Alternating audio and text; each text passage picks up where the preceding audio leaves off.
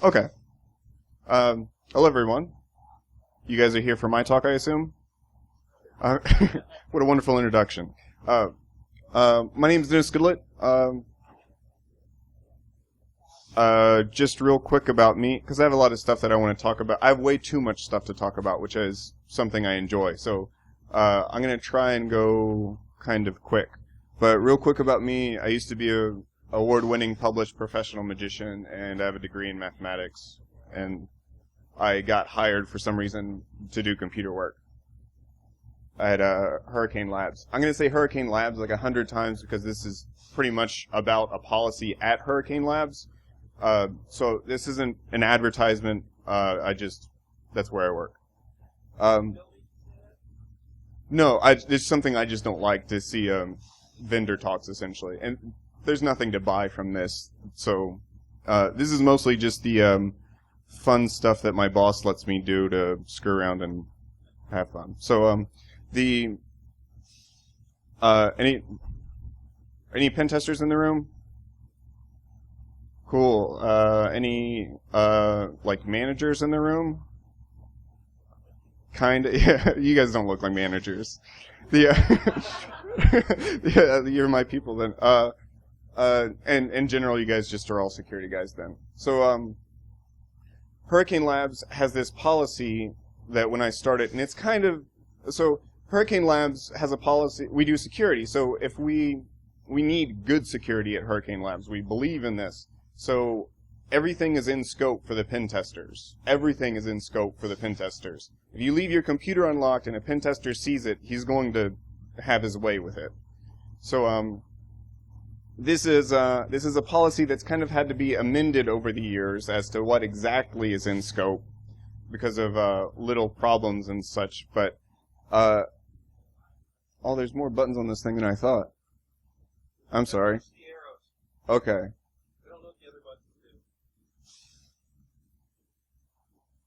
I was just...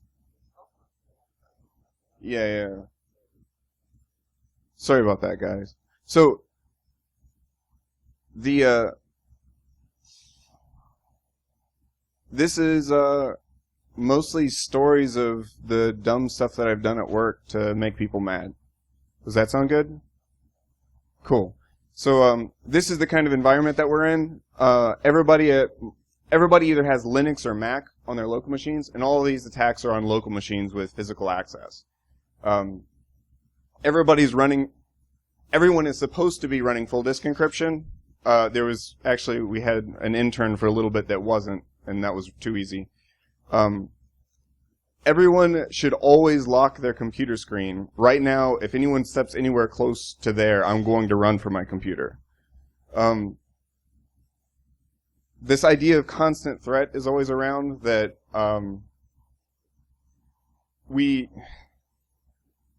if you don't ever think that your bike is going to get stolen, there's no reason to buy a bike lock. There's no reason to worry about it. There's no that kind of a thing. But if you know that so-and-so down the hall is mean and is just aching to get into your computer, you're going to be more avid about locking your computer. So yeah, this is all about the attacks and defenses. So I can do this talk. I'm trying to shorten this talk down. I can do this talk either and just tell you the stories, and you guys can pick up the details from the stories, or I can just go into the details of the attacks, which might be more boring. The stories tend to be more funny. Or I can try and do both, but we won't get as much content. So what do you guys want? Stories? Okay. So there used to be this guy that worked for us. That I'm not going to say his name because I didn't get permission, but he was another pen tester with us, so he was always in the same room as the pen testers, which means that I see exactly how he acts every day, all day, and I get his behavior. And ever since I started, so when I started at Hurricane Labs, I heard rumor that a guy wrote his own Linux kernel module to install into the unencrypted boot partition to leak using UDP broadcasts your keystrokes as you type into your unencrypt screen. So I knew that this is much bigger than just screen cap the desktop and disable the start bar. Things are getting serious. So I had to step up my game, and I had to think that, like, I really don't want to get owned. And I was terrified of getting owned on my first day, and I almost did get owned on my first day. So another attack that I thought of that I was terrified of was we were issued computers by our company. Our company bought a bunch of ThinkPads all at once. And so everybody had the same ThinkPad. Everybody's computer looks exactly the same. And coming from a Magic background, switching things is awesome. So I was terrified someone would switch my computer with their computer and just have a screensaver that looked like my computer screensaver. And then I'd unknowingly type my password into their computer, which is something you should never do, obviously. So being that I was terrified of this, I decided to do this to someone else. So this guy that always worked with us, the original idea was to physically switch the laptops. Me and my buddy Patrick would, because my laptop would take place of the victim's laptop. I would take the victim's laptop into another room with my buddy Patrick, who would have his laptop in the other room. We would be on wireless receiving all the keystrokes from the laptop that I left, my laptop. Then this guy, the victim, would type his password in. It wouldn't log in because I don't know what his real password is, and I don't want him to log into my system. So he'd type his password in, do that a bunch, eventually realize someone's messing with him, and then we'd have maybe like half an hour before he'd find us in another office in the room. The attack got better, though, when I realized that he didn't have a BIOS password, which means that I can change what order his boot priority is.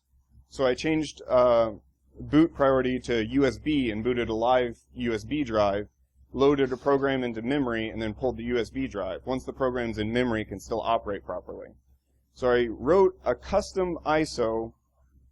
I made a custom ISO with using Crunchbang, because that was the OS he used, with used X Screensaver, which is the default in Crunchbang. Pulled the source code for X Screensaver, found the part essentially where it starts to where it receives the password from the user and passes it to the PAM module. Added a malloc fork bomb and a socket. So the password would be sent to my computer through a socket, and then it would do that 3 times, and then do a malloc fork bomb, which is allocating a bunch of memory and then doing that recursively down in a big tree. So it kills your resources instantly. The computer just locks up and dies right away. So then one day when our victim was out of the room for a couple moments, there's a lot of problems. I should mention there's a lot of, if you try this, there's better ways to do this now that I know of. We were testing this in a virtual machine, and then the virtual machine worked, but it was because it was installed to the virtual machine, because I want to turn it into an ISO. So screensavers act differently when they're live booted, because there's no password yet. You haven't installed it and you haven't set a password. So X Screensaver, when you use it in live boot mode, if you hit escape, it just goes away. Also, it'll accept any password and some other things. So I had to disable the escape key with xmodmap, and I had to disable a bunch of keys and I had to really mess around with it. But eventually I got it to work, kind of. And when the victim was out of the room, we grabbed his computer, put another computer, hard booted his computer, plugged in a USB drive, turned his computer back on, and it only took about 30 seconds to boot, because Crunchbang is a really light distro. Made sure X Screensaver popped up. X Screensaver popped up automatically because of auto run and all that I had set up. Pulled the USB drive, and then I tested it real quick with one password because I'm too paranoid and I was afraid it wouldn't work, and you only get one shot at this. So tested it, ran back to my computer and checked my socket, and I didn't get the password. So I ran back, tested it again, it didn't work. So I turned it off, started it again. My buddy Corey was at the window, like, peeking out, holding the door closed just in case he would come back. And there's a bunch of yelling back and forth about just, hold the door, just don't let him in here. Eventually, we got the computer, I rebooted another time, got the screensaver to work, ran back to my computer, sat down, all of us pretended like nothing was happening. The victim came back in and sat down at his computer. And while I was sitting there, I saw that I had a connection from the socket, and it entered nothing and closed again. And that counted as a password attempt. I didn't realize that if the password login times out, that counts as a attempt. So I had about 30 more seconds for him to enter his password in, or I wouldn't succeed. Luckily, he did enter his password in, and then started cussing because his computer stopped responding and nothing was working. And then so he hard booted his computer, turned it back on, and everything was fine. A few days later, we started making his computer talk to him. So the idea is, you can't tell one screensaver from the other. There's no way to know. I've tried to keep my eye on my laptop, but if I look away just for a couple seconds, my friend over here could throw it under the table and throw another one back on top if he has my presentation slides. There's no reason. When we talk to a website, there's a cryptographic handshake that proves the website is who it is based off CA certificates and those kinds of things. I don't have that for my laptop, and there obviously is a threat for someone switching my laptop because I did it to somebody. So I tried to find a solution to it, but I'm not very smart. The idea is... Oh, I'm going backwards again. My solution, the idea is I wanted a screensaver. I didn't want to... There needs to be some kind of cryptographic verification, which means a really strong math, and I can't do that in my head. So I need something that's smarter than me in math, so I was going to use my cell phone in order to verify the mathematics. I don't want to connect my cell phone to a computer that isn't mine, and I don't want to wirelessly connect it to a computer because I can't see that this phone is actually connected to that computer and not the computer next to it. So I ended up making the idea of a visual hashing algorithm that I wanted a picture that was complicated and very difficult to be processed by a cell phone or something, but my cell phone can duplicate the same image. And if my cell phone has the same image as my laptop, then everything's cool. So I have an implementation of it. I don't have it implemented on my cell phone. I can show you real quick just by locking my computer.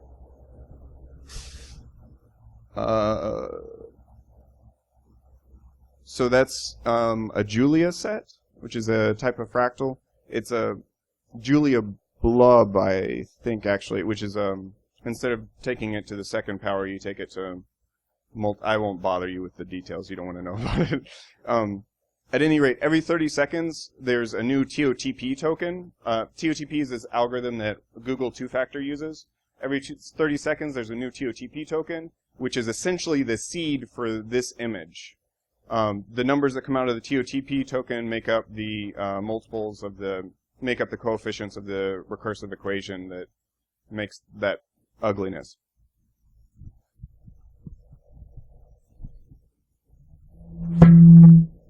I won't do that. Does that work?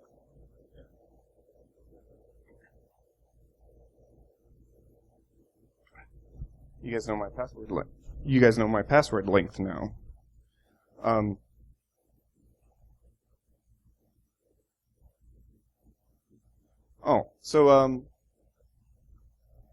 Next story.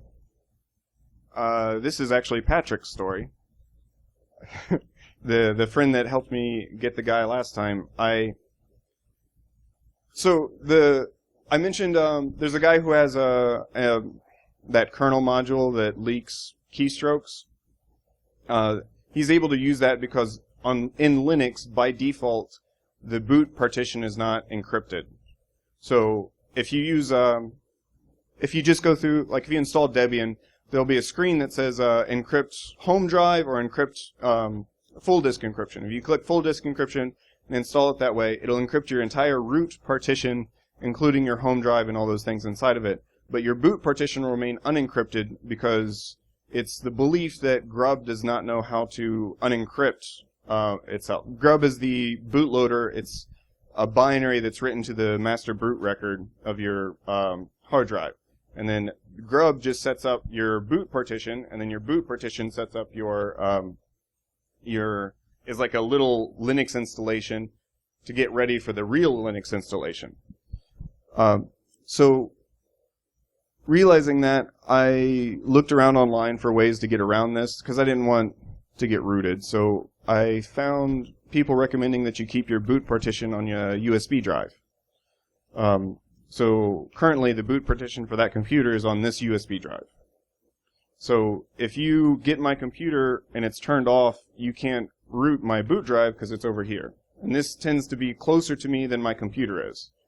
When I go to the bathroom at work, this is still in my pocket, that isn't. So there it is. I have my friend Patrick did the same thing because he's just as paranoid as I am, more paranoid than I am. So he has his boot partition on his USB drive. But in the morning, to do this, it means you have to open your laptop, set it down, plug all these cords in to make dual monitors work and all that junk. Plug your USB drive in, turn your computer on, wait a few seconds in order for BIOS, and then for grub, and then your boot partition starts, and it starts the hook to do encryption, and then you got to type your password into that thing, and then you got to wait another however long in order for your OS to start, and then you got to type your password into your OS, and then you have your computer. So the temptation is that in the midst of all that, you sneak off and grab your coffee because you need your coffee. So Patrick failed to this temptation, and after he'd type in his encryption password, he'd go off to get coffee. And being that I watched him do this every day, and additionally because he left his USB drive inside of his computer, I realized that I could pull his USB drive out of his computer, and it would actually be easier than pulling his hard drive out of his computer and messing with it. So I stayed up all night one time. I love you, my wife, for putting up with this junk. So I stayed up real late one night and wrote just a bash script that waits until a new device is connected into your computer, waits for a new USB device to be connected to your computer. When it does, it assumes that it's a boot partition. It grabs the RAM disk out of the boot partition, it's essentially a Linux distribution that's been compressed and, that's just been compressed. So you uncompress it, build it up, and then add my own little file, compress it back and put it where it came from, and then it ejects my disk drive in order to tell me that it's done, which is a neat little tell because my computer doesn't have to be, my computer can be locked while this goes on. So I can plug it in. Once my disk drive ejects, I know I can unplug it. At that point, ran across the room again, literally ran across the room, plugged it into Patrick's computer where it came from, and acted like nothing had happened. So Patrick came back, didn't notice anything. There's the potential that the device won't be mounted when the victim looks at the computer because you've unplugged the USB drive, but it seems that's not always the case. It seems like you can unplug it and plug it back in real quick, and it still thinks that it's always been there. So Patrick came back, not realizing what had happened, logged into his computer. The payload that I did won't work unless he's rebooted his computer because the RAM disk has to run. So I convinced Patrick to reboot his computer by explaining this attack to him and telling him that he can guard against it by taking MD5 sums of all his RAM disk. Which is entirely mean. But I couldn't wait till tomorrow. And because tomorrow Corey wasn't in, another pen tester wasn't there that day, so I could do this alone and get Patrick today and then Corey tomorrow and bring Patrick in on it for tomorrow. So, me and Patrick, convinced Patrick to do this. He took MD5 sums of his boot partition, which included the back door that's already inside of it. So it's not going to get mad when the MD5 sums will be correct because it's the back door to RAM disk. Rebooted his computer, and which enacted the shell. which checked to see if he was connected to the Hurricane Labs wireless network, and if it was, it would send a reverse shell to my computer. And it's important, it's part of the being nice idea that if Patrick goes on site, I don't want him sending shells to people, to customers. So it's important that when you do this kind of stuff, if you should do this kind of stuff at your employment, and I don't recommend you do, that you watch the possible repercussions of it. So anyways, Patrick rebooted his computer. I convinced him to get on wireless, and he got on wireless for a little bit, and I got a reverse shell for literally 10 seconds, because Patrick checks netstat every 10 seconds. And saw that there was a connection that he didn't, a connection that shouldn't be there. There's a TCP connection that wasn't supposed to be there. So, at that point, I got off 2 commands, which I kind of feel dumb about, because I did hostname and who am I. It was the network manager process, which runs as root, so I was root. Hostname was his computer, which is a dumb command to run, because who else would have sent me a shell? But I was excited and nervous. And then I typed a command that would get his LDAT password, because of the way Pigeon is implemented. So, at that point, that command hung and died because Patrick had pulled the plug on everything. So then I told Patrick how it worked, we reversed it, and then we tried it on Corey the next day, but it didn't work on Corey. And that was even worse because I got up like 2 hours earlier than I normally do and hid in the parking lot next door to where I work and waited till Corey came in, and then Patrick convinced him, like, hey, we should go get coffee grounds. We're out of coffee grounds. So then they went off to get coffee grounds, and I ran up with my computer booted and tried all this, and it didn't work. Because he had a BIOS password. Or a hard drive password on his, because it was a ThinkPad. So anyways, the defense to that, the defense to that, the defense that I had for that was to take MD5 sums of all the files and check them on every boot. But it turns out you can encrypt your boot partition. If you look up full disk encryption, Linux, Arch, one of like the second thing on Google will be someone describing how to do that. So even though my boot partition is in my pocket right now, it's also encrypted. The only unencrypted thing is my master boot record, and that's also in my pocket. I'll tell you one more story because I'm running out of time. And do you guys know what a ducky is? Yeah, oh man, I keep hitting the thing. It's a little USB device that when you plug it in, it just pretends it's a keyboard and starts typing stuff incredibly fast. So, some people kind of make it to be the, like, be-all, end-all rooting device. If someone leaves their computer unlocked, you can root their computer in 5 seconds because you can just plug it in, and it's as if you can type out the biggest, ugliest, cool hacker command ever and real quick. But everyone at my work locks their computers religiously.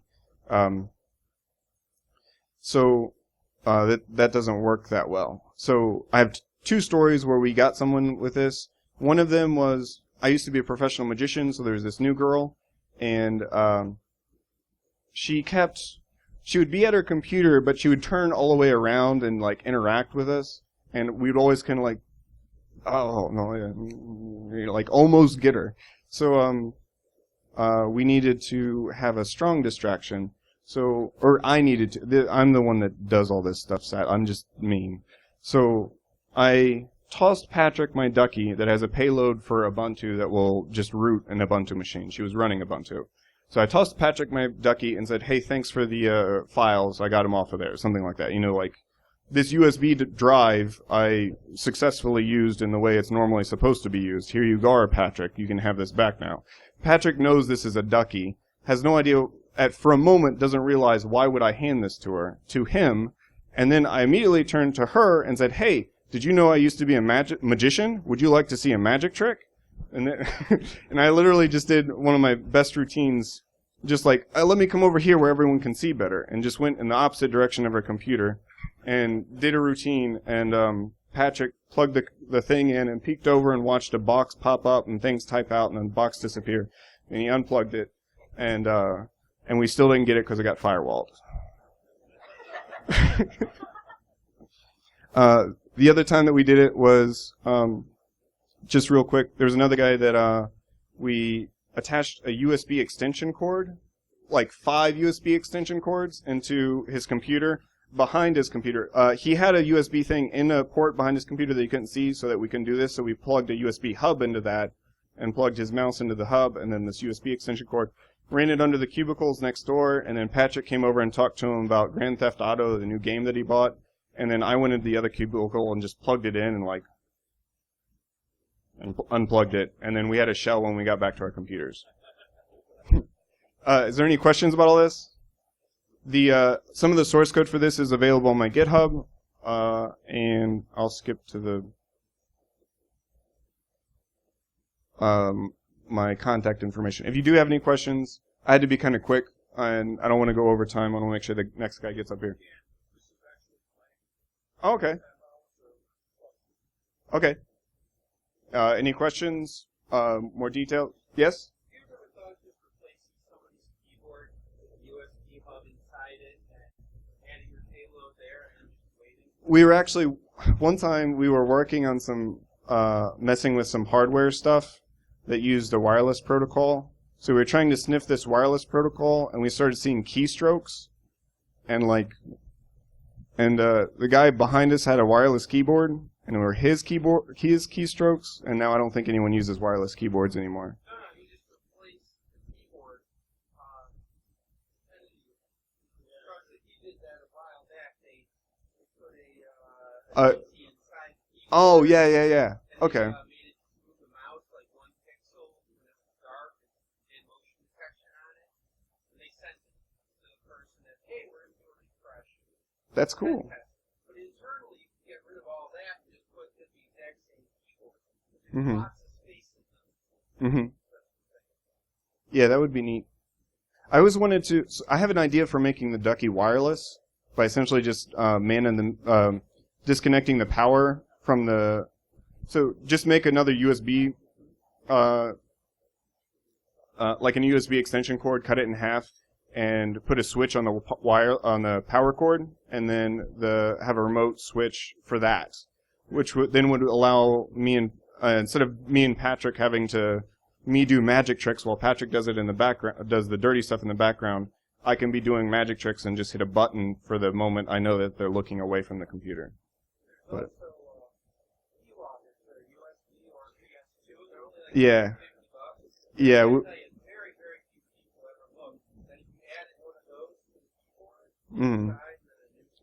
We have one of those too that's floating around. No one seems to know where it is right now. Yeah. Check that hotkey. I have it actually. Yes, sir?